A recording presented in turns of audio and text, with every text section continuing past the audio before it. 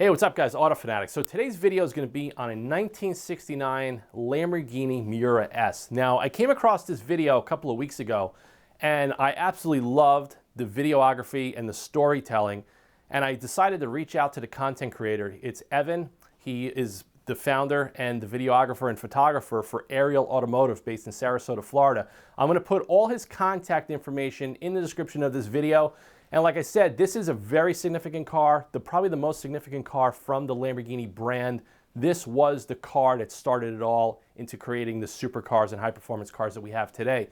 Now, I hope you guys enjoyed this video, and I'm going to be collaborating with more content creators in the future to bring and share the story of significant cars to my channel. Because, like I said, this car, to me, is one of the most beautiful cars ever created by Lamborghini. It's one of the best designs by Gandini. And there's just so much significance and history to the Lamborghini Miura that I really want to share with my global audience that watch my channel. This may not be something that you're going to be searching on YouTube or, looking up on Google, but I think after you see this video and you take the time to learn a little bit more about it, you're going to realize the significance of this car and why I specifically wanted to share this on my channel. Now, Evan's got a channel as well. He doesn't have a lot of views, and it's very hard to grow traction these days with the YouTube algorithm. So I reached out to him, and I says, would you mind collaborating? Let me post it on my website, and let me post it on my channel. So any more traction, any more views, that's really what I want to do. I want to get the story out there. I want to get this content out there. And I want people to understand and learn more about significant cars. So I hope you guys really enjoyed this video, and stay tuned and enjoy it.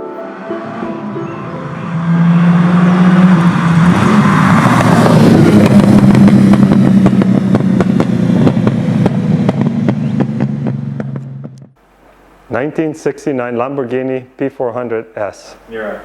Oh God, it's too much.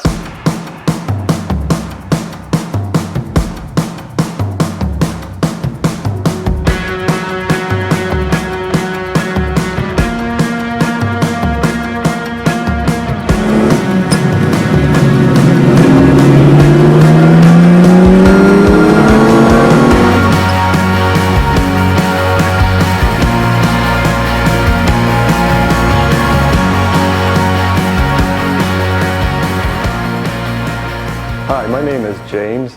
This is my Lamborghini Miura. It's a 1969 P400S.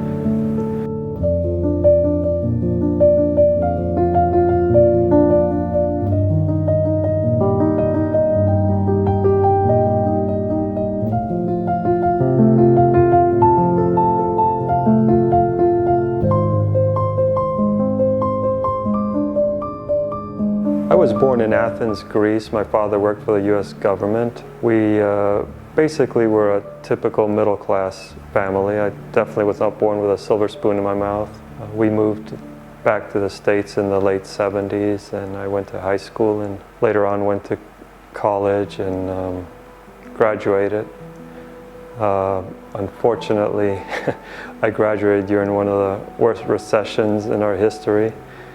And I could not find work. I studied to be a designer, and instead I ended up in the construction business. Those were rough times. In DC, where I was living, you had to make, at that time, about $36,000 would have been a half-decent salary, and I was making about $6,000 a year. So I literally started from rock bottom, reached to the level that I'm at today, which is basically still in the middle class. I'm not one of these guys who typically owns a Miura.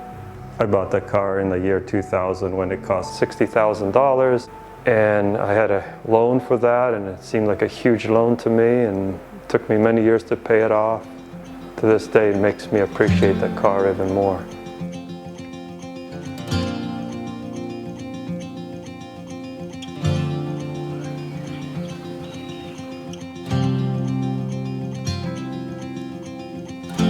Purchasing this car was surreal. It just was a dream come true, but in the same time, it almost seemed like just that, a dream.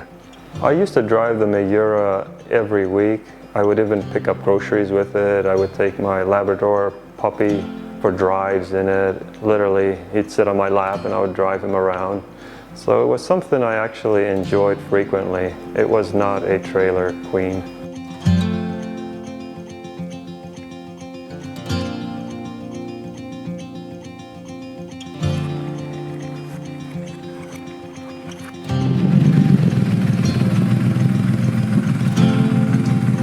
So this car is driven fairly regularly. I try to drive them once a week or every other week, but that is so important to keep them running in tip-top shape.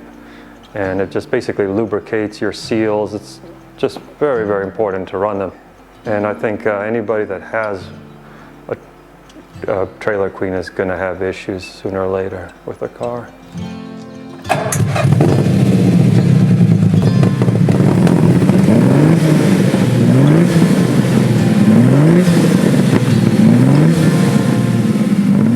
Driving it for me is a joyous, incredible experience every time. It's never redundant. It actually is an emotional thing because you've got the sound of the engine behind you. You have this beautiful view in front of you. It's like driving the Mona Lisa down the highway.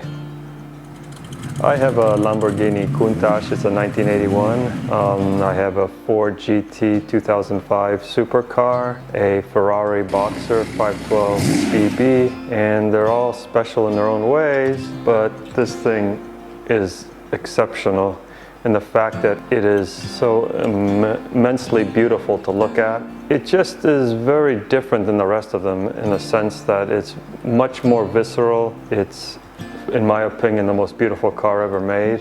When you're in it, you do have that sense because no matter which direction you look at, you just see beauty everywhere.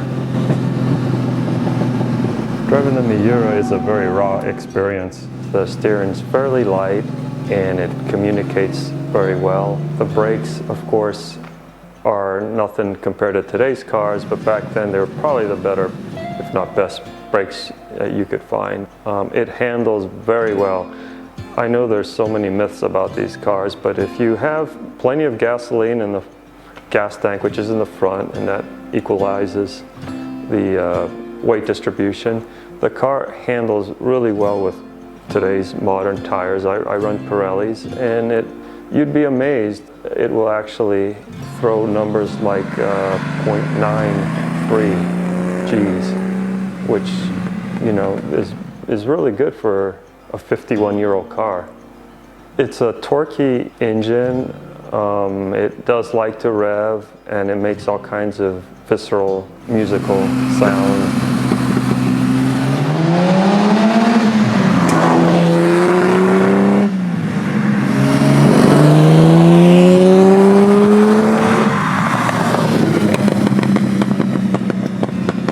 The transfer gears behind your head whine. It's just a very aggressive feel to it. The transmission shifts very well. It is a gated shifter, so you always know where you're at, and it's very positive. It has a fair amount of resistance, but it's better because you don't want to just accidentally throw it in the wrong gear. It's amazing. You sit in it and you're a few inches off the asphalt, and you have this beautiful view of the hood, or the bonnet, as the Brits would call it. These beautifully rounded fenders, and it is just amazing. The windscreen is very broad, and your front vision is very good. Rear vision's not that bad either because you can actually look behind through the louvers, and of course it does have dual mirrors. When I purchased the car, the distributors were not wired correctly, and I was not aware of that. So I had one of those famous Miura fires. The carburetors caught on fire because it basically backfired viciously. I had that experience twice, and once I was isolated out in the highway, and I emptied an entire large extinguisher to put the fire out. And by the time I used the last drop, my local fire department showed up. But by that point it was extinguished, so I was very fortunate. I have a halon system plumbed into the car right now. You just basically pull a lever and it'll shoot the halon gas towards the engine, and I also, of course, still carry a spare large halon extinguisher as well. It's unfortunate, but this car is a bit of an eye catcher, so you are constantly having people following you, taking pictures of it. And one time I was going down the road and two cars were coming towards me. It was a minivan in front of a pickup truck, and the pickup car driver was not focusing on the minivan in front of him and was staring at the Miura, and unfortunately the minivan started to turn and he rear-ended right into it. Guy was riding a bicycle and he was staring at the car while it was parked and ran off the road and wrecked. So it is an eye catcher, and it's almost dangerous sometimes to take it out.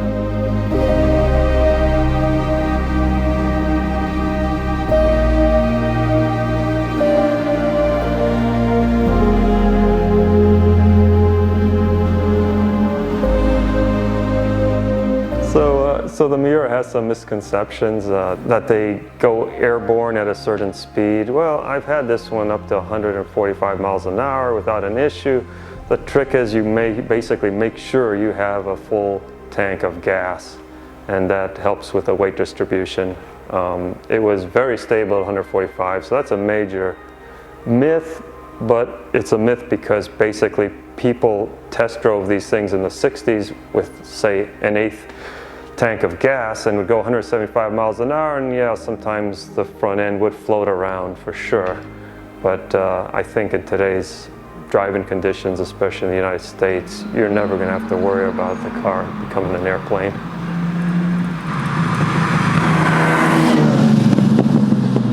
So 2 years ago, I had to rebuild the Miura's engine. It basically blew a head gasket, and it started a sequence of events that ended up with me mechanically restoring much of the car. Somehow a lot of my friends got excited about this project and they would come in and sporadically help me with it. It was a really neat experience. We had to lift the engine up, and that's a process that would take me probably an hour to explain in itself. We basically had to loosen the engine, pull it out to a certain degree, pull the heads out. We sent the heads to a machine shop and had them rebuilt, so it has new valves, new valve guides, springs. Basically replaced a lot of seals, gaskets. It was all on the top end that we did most of the work. And then I rebuilt the brakes, the master cylinder I rebuilt right here. It was basically all done here in my shop, other than the machining of the heads. Yeah, if I had sent this to a shop, it probably would have cost about $100,000 to have done everything we did here. So money savings was a big reason why I did it here. The other is I'm mechanically capable. I've been restoring motorcycles and cars for decades. So for me, it was a personal, emotional journey for me and for a lot of my friends. So this Lamborghini has very unusual looking headlights if you're used to the eyelashes that pop up. These are the Jota ones, it's spelled J-O-T-A. Bob Wallace, who was the test driver, the original test driver for Lamborghini, made a one-off car, and it was for racing purposes, but unfortunately they never raced it because they had their own financial issues, and it was a Jota, and it was probably the most radical Miura ever built. It had this style headlights, which are fixed, look more like the kind you'd find on a Ferrari Dino, for example. I do like how it looks this way from the side profile. I prefer the stock setup when you're looking at it from the front. And I still have kept this setup. I have everything to convert it back to stock. So the question is, why haven't I converted it back to stock? Basically, that paint job is something that cannot be redone. The quality of the paint back when this was painted was a much higher standard than what we use today. And for me to be able to mimic that quality paint job, it'll be impossible. So that's the first reason. And the second is that I can't bring myself to taking a grinder to that front end. I do all the work myself, so it's a very hard thing to do, to bring a grinder and cut open the Miura's nose. It would require cutting and welding and that sort of thing, and then repainting the entire car front to back. And once again, the paint job will never be as durable or as glossy as this one.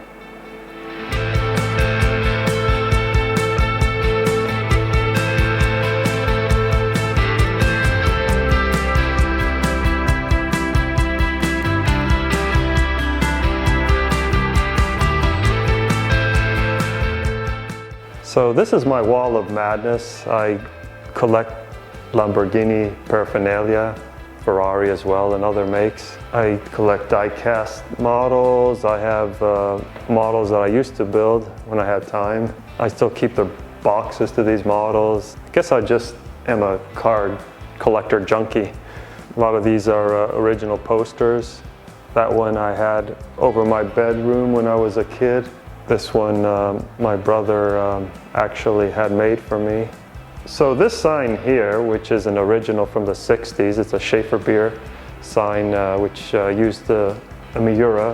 It has a story of its own. A friend of mine was traveling and stopped at a restaurant and saw an exact sign like this and tried to find the owner to ask if he would sell it because he wanted to give it to me. And the owner was nowhere to be found, and he went home and looked it up on eBay of all places and found this exact sign, and he called me and told me about it. And I looked it up on eBay and did a reasonable bid on it, and I actually ended up winning it. My Miura, when it was original, was yellow as well, and I thought it looked really familiar in a sense. And I look at the car, and it has the exact same chrome spinners that mine has, which is kind of unusual because usually they were painted the same color as the wheels. It has the dual mirrors in the exact same location that mine has. It even has, and it's being hidden by this mug of beer, a slight dent right there, very minor. Well, guess what? When I bought mine, it had that dent. Basically, I was looking at my car back in the 60s, and that just made every hair on my body stick straight up when I finally realized that.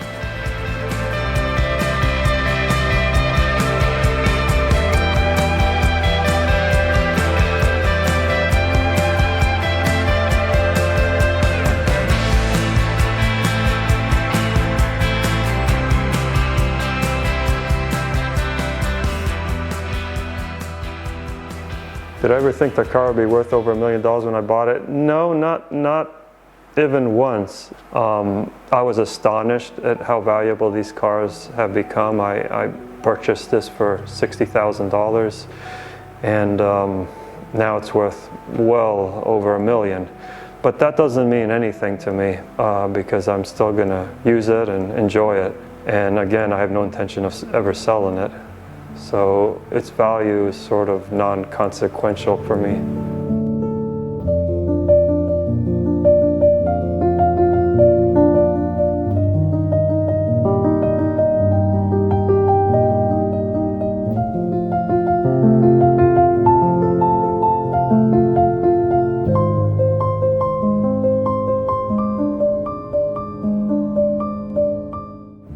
I don't really think about what's my next car, and I honestly don't need another car. What I think about is how thankful I'll be if I can keep and maintain what I already have without having to sell them later on in life. So next car doesn't even cross my mind.